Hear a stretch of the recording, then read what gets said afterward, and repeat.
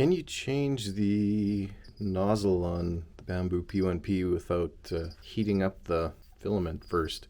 I had a subscriber say that if you use the cutter, you should be able to just yank the nozzle out. So I'm going to give it a whirl. This is a 0.2 right now. I'm going to switch it back to my 0.4. So let's see what happens. Ooh, oh, that cut nicely.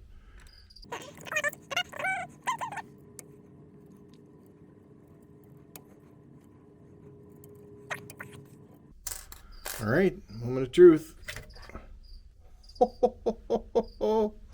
Yes, you can. It cuts it perfectly at the right height. So yeah, you don't actually have to heat the nozzle to change it. Sweet.